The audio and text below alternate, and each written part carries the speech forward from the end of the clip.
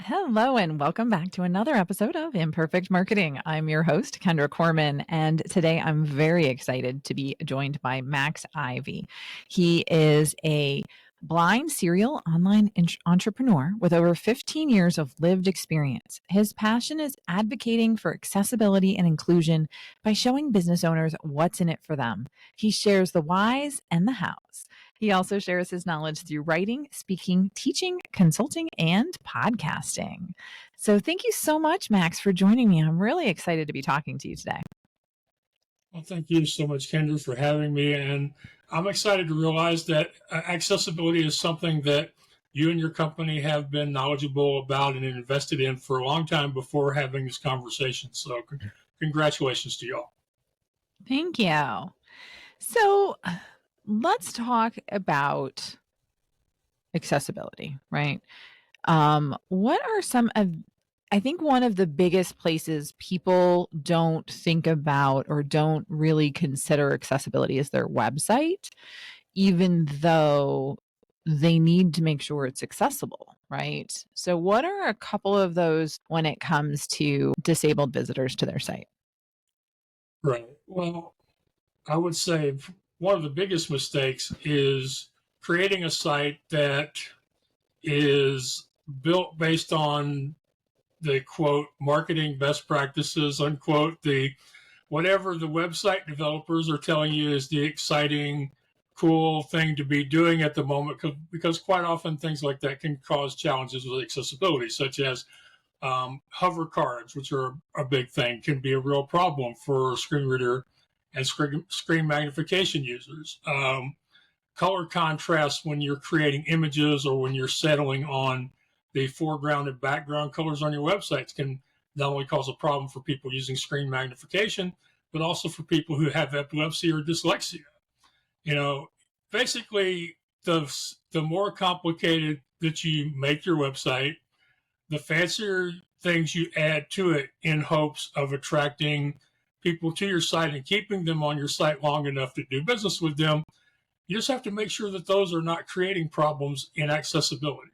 And the really cool thing about it from my point of view is a lot of things that will make a website better for people with disabilities will then make your website more enjoyable for everybody else. So accessibility is not just for people with disabilities or not just for the people that care about somebody who has a disability. They actually have a real world benefit for the site owner and the business owner who's trying to make a living off of their internet footprint. So I would just say that try to avoid overly complicated sites and be conscious of, is this something that would turn off a potential visitor who happens to be using adaptive technology. And then, of course, one other part of this is because of all the new stuff that's available through people's smartphones, a lot of able-bodied people are using adaptive technology. They're using screen magnification. They're using text-to-speech and dictation. So again, a lot of things that will help you with people who have disabilities will also make you more beloved by everybody else that's going to visit your website or your. I love that because, yes, it is important for everybody. All those new fandangled things that people and developers like to put on websites sometimes slow it down. A lot of those things that are difficult for screen readers are difficult on mobile, right? Exactly. So, and if you're designing mobile first, hover cards don't work there either because you can't really hover on a card and on a mobile device of those types of issues that come with it. And colors are a huge passion point for me because it's so easy to get things lost. I think I recently saw someone had a signature that was like pink and red. And I'm like, how on earth am I supposed to read this? Like, I don't even know what your name is because I can't see it in the image. So it's just, you got to be careful with those things. And that's another thing. People will put signatures on top of images. And even if they've taken the time to create the proper alt text description for that image, they just make it harder on the person using adaptive technology. But there's a case where it's actually the reverse. The person using a screen reader may be able to understand that signature completely, but somebody who's eyeballing it, as you have, would have a problem with it. When my dad was a big fan of pastel colors back when we had a carnival, and his papers, like his stationery, was always purple lettering on pink paper. And at the time, I thought that was cool, but back then I had a fair amount of vision. As I've gotten older and spent more time in accessibility, I'm like, Max, purple on pink is probably not such a good idea if you're trying to be inclusive. Yeah, for sure. All right. So talking about screen readers, talking about how they're working, what's something that you can share that people might not be aware of when it comes to screen readers and how they work? I'd say the one thing that people still are mostly unaware of is the fact that when you use a screen reader or a screen magnification software other than what's built into a smartphone, that you have to bypass the mouse key. So somebody who's using a screen reader or screen magnification like Zoom Text, they don't have the ability to click a mouse button. So when you create a website that requires them to use mouse clicks to make a selection or to complete a form or to finalize their purchase, you have basically blocked them from being able to use your website. Now, sometimes you can do a simulated mouse click, but that's not reliable. And I can't tell you how many times I've gotten to the end of a checkout system and tried to do a simulated mouse click and couldn't. And then I wanted to send the site owner a very nasty email and had to talk myself out of it. Oh, yeah. No, I definitely understand. I mean, that would be really frustrating. And I definitely was not aware of that. So, what replaces the mouse click? Is it like tabbing and then enter? Or Yes, how are you able to click with the screen reader? All right. So, your major forms of entering are usually with the space bar or with the enter key. Or some people, depending on how they have their system set up, it could be like the command or option or function key plus a spacebar or enter key. The main thing is if you design your website from the keyboard point of view first, and then add the mouse stuff later, then you get the best of both worlds. You don't prevent anybody from using the website. And of course, the ideal situation is after you've finished building your site, you have a page somewhere that lists the keyboard commands that are equivalent to the mouse click commands, which most of the online meeting platforms have done a really good job of. And I credit that to the people at Zoom.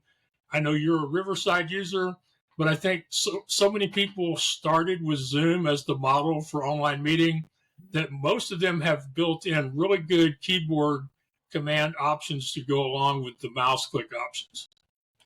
Very cool. I had no idea. So thank you for sharing that. So let's talk about the continuation. You want conversions from your website, right? I mean, that's a big thing for most online businesses, most businesses at all, right? You want leads, you want business. And again, that involves calls to action. So you want to work them around the mouse click and think keyboard first. But then what about forms? Yes, forms are a minefield of potential accessibility issues. And I would say one thing about forms before I mention a couple of specific issues that people tend to get wrong. If you are not somebody highly familiar with accessibility, if you are not really deep into the weeds in coding and designing a form, the best way to avoid creating these hassles for your disabled users is to just use an established form creator like Google Forms or Supernova. There's 2 or 3 or more that have been around such a long time that they make it less likely that you're going to make a big mistake when you're creating a form. So that would be What the about first thing I would. Gravity Forms and Microsoft Forms? I like Gravity. I don't like it as well as I like Google, but I like it. And the fourth one, the Microsoft, I am not really a big fan. Now, okay. Part of that though is probably because I'm primarily a Mac user, and I have noticed that when you try to run Windows stuff on a Mac platform, they don't always play nice together. So that's what I would say why that would be the way I would rank them. But I'm not saying Microsoft is bad. It's from my own personal experience. It's not at the top of my list. But if we're going to tell people, top options for them to use to avoid making mistakes, that's a great list. That is a great place to start. So thank you for throwing that out there for me, because I didn't have the other two names because I tend to stick with the first two. So, and I like Gravity. The only thing I really don't like about Gravity is I'm not real crazy about all those OK buttons off to the right. Sometimes they get in the way of me getting to the next form field. Okay. Yeah, I so would you say, could, I mean, but I think that there's ways to build it so that it doesn't have that too. yes, So yeah. that's good to know. So, yeah, Okay. so if you're, like I say, if you're not really great at creating stuff, don't do it. Use an established platform. After that, as you're creating your form, try to break it up into smaller pieces. That makes it easier for somebody using adaptive technology, because if they make a mistake or if they misunderstand the instructions, then they have less things to try to search through in order to figure out why it is they can't go to the next thing. If you've got like 20 different questions on one screen, the odds are that particular form is going to take a lot more time for an adaptive tech user than it is for an able-bodied user. And you're going to create some frustration, if not outright hard feelings. So break it up into smaller pieces, which, as you mentioned, is also helpful for people filling out forms on mobile devices. And then there's a couple of things that really tend to create problems. There are two types of select boxes. There's the kind where you enter a few letters of text and then it will populate a list of options. Those can be done right, but I find that if something is going to fail on a website, more often than not, that's going to be it. The ones that work best is when you have a defined list and you have a box where you press the space bar or the enter key to open the list, and then you arrow through the list, and then you press space or enter again to select the item that you wanted. I'm not exactly sure what the technical term is, but for the unfocused option that I mentioned first, those seem to be so much more unreliable and take longer to find the selection that you really wanted. So I prefer check boxes. I prefer button lists.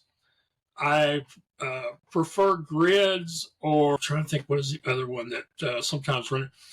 But those are the ones I generally prefer. I would say the more finite you can make it, the less choices that somebody has in a particular section, the better. But I do understand sometimes it has to be left kind of open ended. But the other thing with forms is, even now, a lot of people are still using CAPTCHA. Now, if you're in Google Chrome, a CAPTCHA is nothing because you just press the check bar and it automatically knows that you're okay.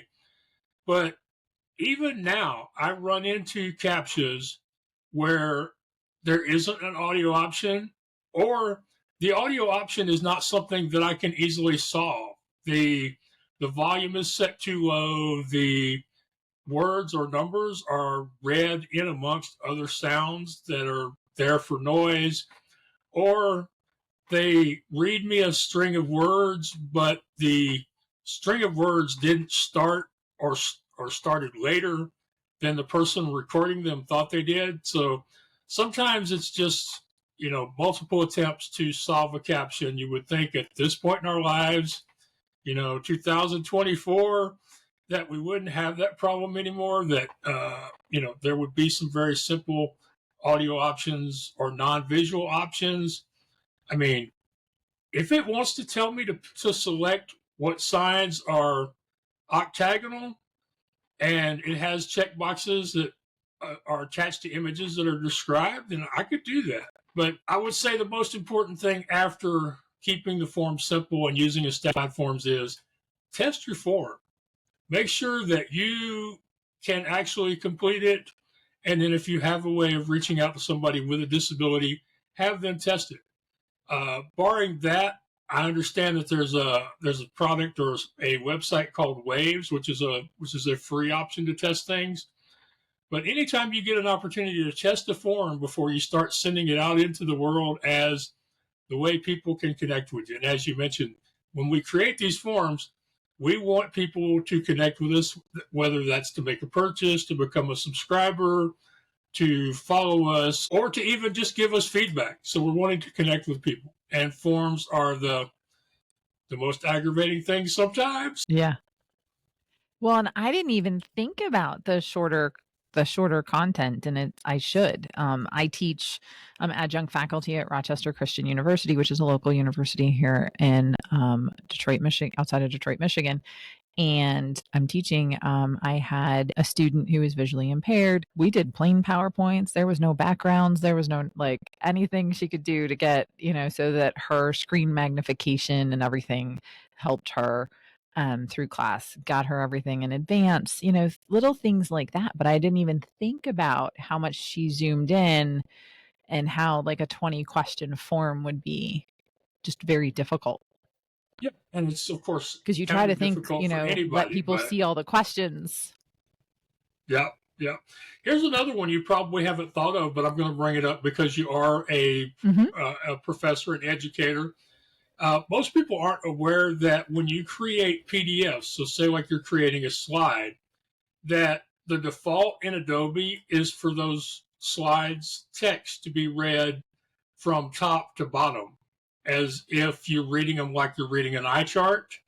The default is not to be read like a person reads text from left to right and then the next line left to right. So if the default in Adobe is eye chart, and most people don't read that way. And most people don't even know that that's the default in Adobe when you're creating slides for a presentation. Yeah, no, that's news. So it's a good thing I just give them the PowerPoint.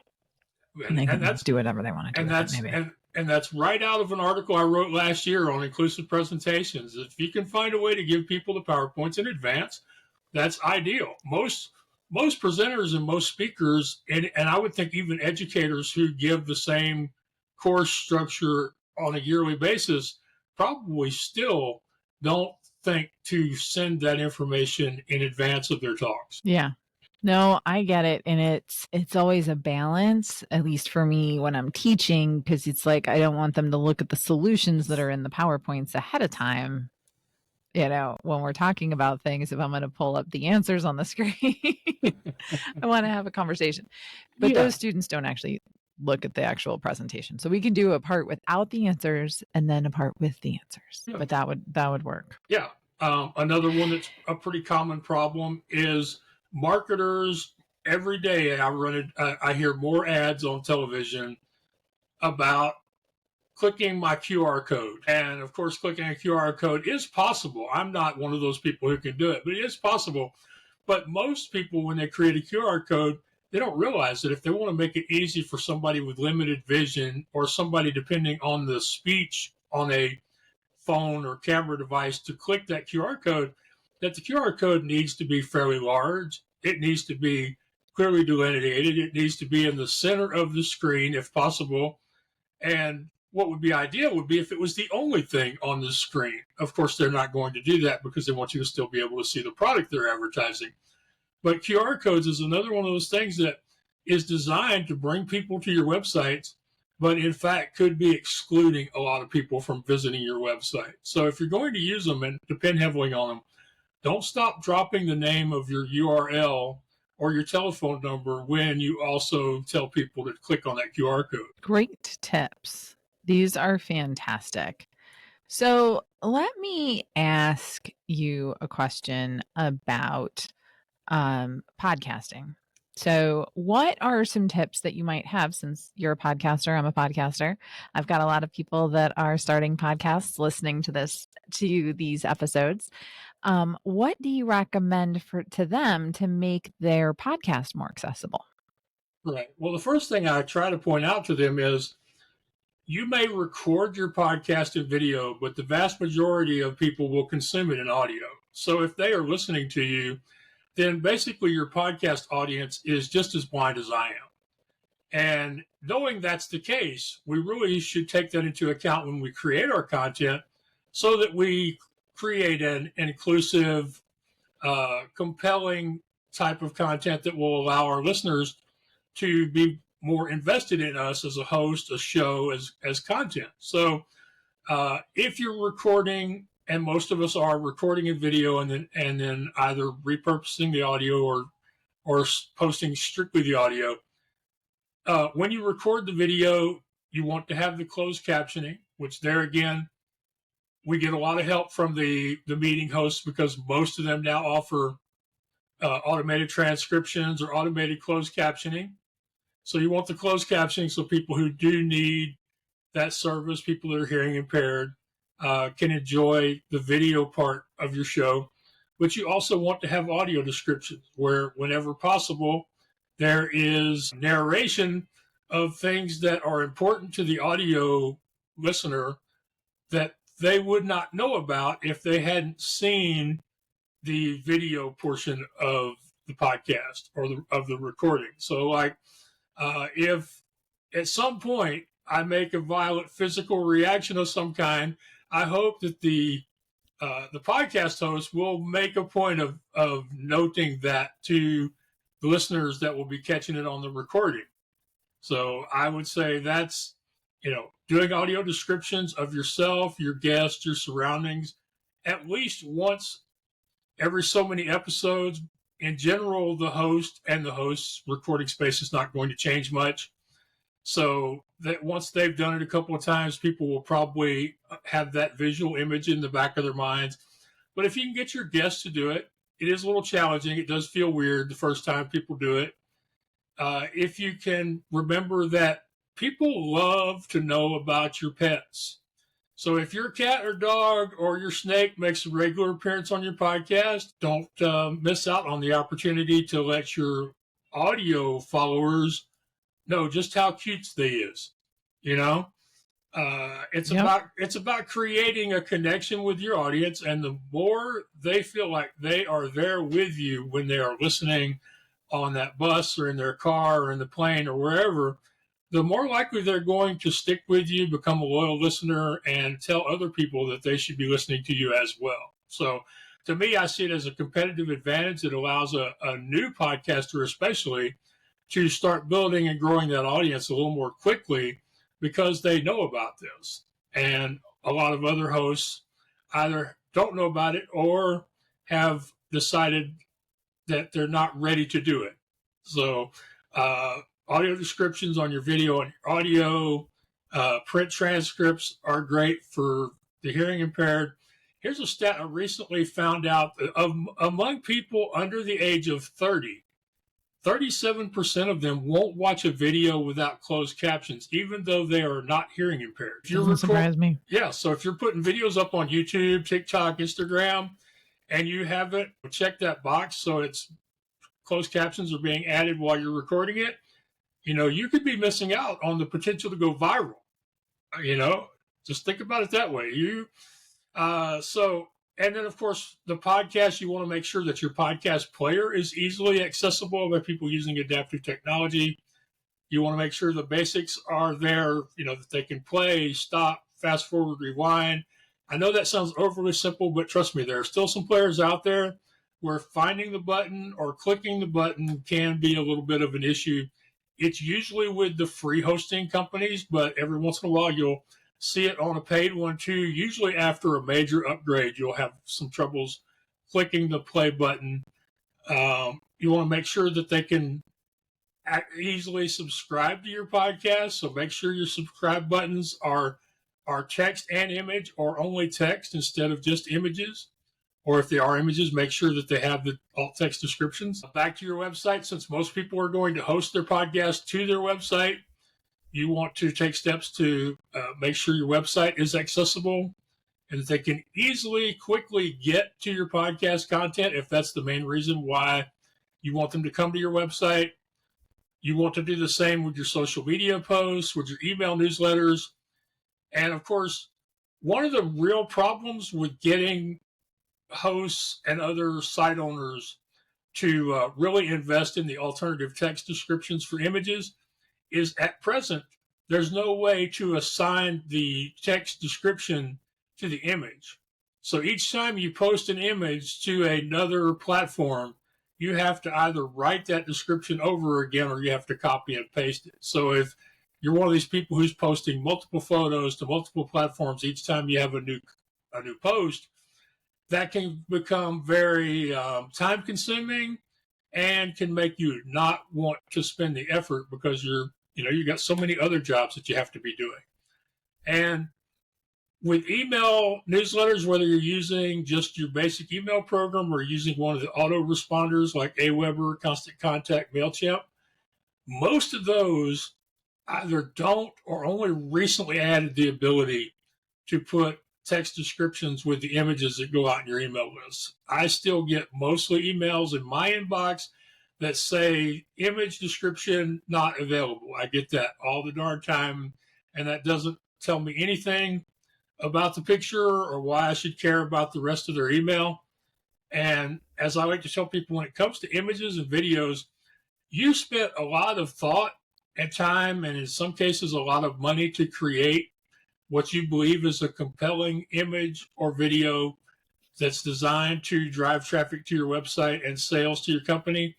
I would just appreciate it if you put maybe half as much effort into making sure that I understand how interesting and compelling those images and videos are.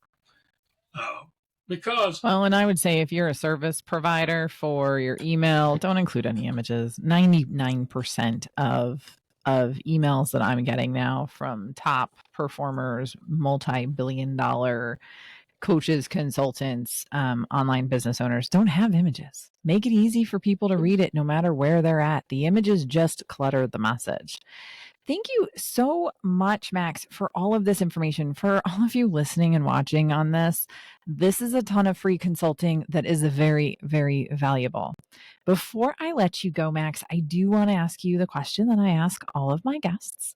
This show is called Imperfect Marketing because marketing is anything but a perfect science. What has been your biggest marketing lesson learned? yeah, I would say my biggest marketing lesson has to do with realizing that the things that I've learned in my previous occupations or businesses also apply to what I'm doing now. We haven't talked about it yet, but I grew up in a family of carnival owners. After that, I helped people sell used amusement equipment online. I've also been involved in helping people get booked on podcasts. So I've done several different things before finding my perfect place as an accessibility advisor. And the one thing I've had to learn is that every one of those jobs has taught me something that I can use now, even if I didn't feel like there was anything in common with those businesses, and that what I learned then would apply now. One of the things that I have always done over the years is to ask for help. That's something my dad taught me at an early age because he always said, Max, you're going to probably need more help than other people. And if you don't ask for it, you're going to make things harder on yourself.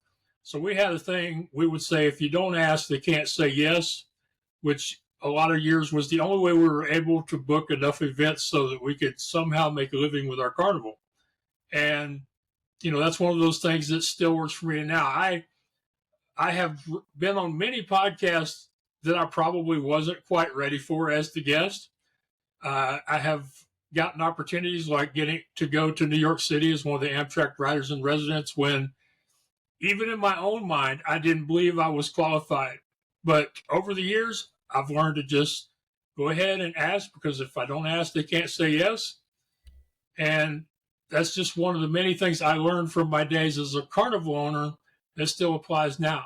Another, I think, really good example is the idea of an advance sale. We used to tell people if they would buy their tickets early, we would give them a discount on the tickets, and the organizers would make more money off of us that week because of the advance sale. And now I see book authors, I see conference organizers, and they are either trying to get people to buy in advance or they're saying, hey, this is the price today, but the price is going to go up next week and next month. So I think one of the biggest things we fail at as entrepreneurs is we see our past endeavors as failures as opposed to opportunities to learn lessons that can help us today. So I would say, look back through your past, your recent as well as maybe even all the way back to when you were in high school or junior high school, and think about the things you've done, the difficult challenges you've been through, the skills you accumulated, and maybe not all of them will be applicable to what you're trying to do today. But I guarantee you some of them will. It'll be an attitude, an approach, a method, a technique, or a particular way of doing things that you or your family has always done them, and you can apply them in marketing. And, of course, they're not all going to work, which is one of the really, hard things about marketing is, you call your show Imperfect, which is the perfect title because it seems like the most successful people at this business, they fail more than the rest of us. You gotta progress over perfection. The more you try, the further along you get. Thank you so much, Max, for joining me today. I do appreciate it. For those of you listening or watching, wherever you're at, it would really help me out if you would rate and subscribe if you learned anything from Max and my conversation. And hopefully you did, because I did. And I consider myself fairly aware of a lot of the accessibility opportunities for businesses, especially online. We'll have a link in the show notes to Max's website, which is the Accessibility Advantage. Is it .com? .com, yes. Yeah, accessibility at theaccessibilityadvantage.com. So I look forward to looking over my website and making sure that everything that Max is talking about is active on mine. And I hope you take this opportunity to make sure that your online presence and offline presence is accessible to all. Thank you all so much again for tuning in. I'll see you on another episode of Imperfect Marketing.